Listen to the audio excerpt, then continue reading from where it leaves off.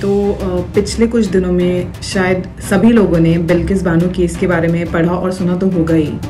आज हम उसी के बारे में बात करने जा रहे हैं। ये 2002 गुजरात राइट्स की बात है। ये हालात इतने ख़राब थे that she fled her village with her 15 family members and 3-year-old daughter while she was pregnant. Well, everyone knows what happened after that. She, with her mother and 3 other women, were brutally assaulted and raped. But lately, these 11 rapists were released after completing 14 years of jail. Now I'm sure हम में से बहुत लोग ऐसा सोच रहे होंगे कि जुडिशरी ऐसा स्टेप ले भी कैसे सकती है। तो कॉन्स्टिट्यूशन ऑफ इंडिया आर्टिकल 72 और 161 से गवर्नर और प्रेसिडेंट को पावर देता है टू पार्डन, कम्यूट, रेमिट और suspend the punishment. Also, because presence is a state subject, state government has the power under section 432 of CRPC to remit sentences. Basically, remit power से आप period of sentence कम कर सकते हैं।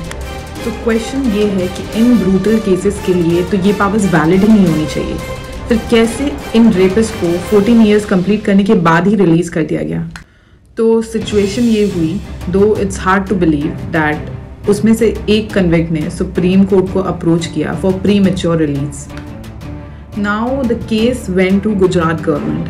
अब Gujarat government की 1992 की policy के हिसाब से कुछ केसेस में प्री मैच्योर रिलीज दी जा सकती थी, considering the facts like age of male above 60 years और विमेन अबव 50 ईयर्स और हेल्थ इश्यूज एक्सेट्रा।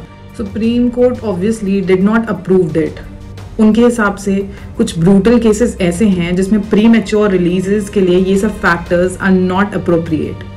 सो बेसिकली 2014 की नई पॉलिसी के हिसाब से आप ऐसे ब्रूटल क्राइम्स के लिए ये फैक्टर्स नहीं कंसिडर कर सकते हो to give premature release.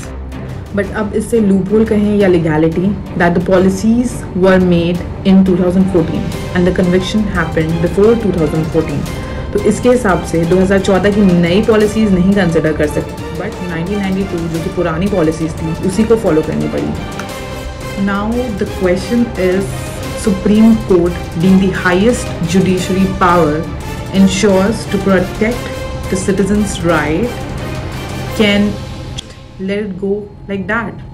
Is the judiciary really bound to stick to the legal terms written and not consider the moral terms even for such inhuman and atrocious crimes? People still hope to keep that faith and trust not only in executive and legislature but also the judiciary.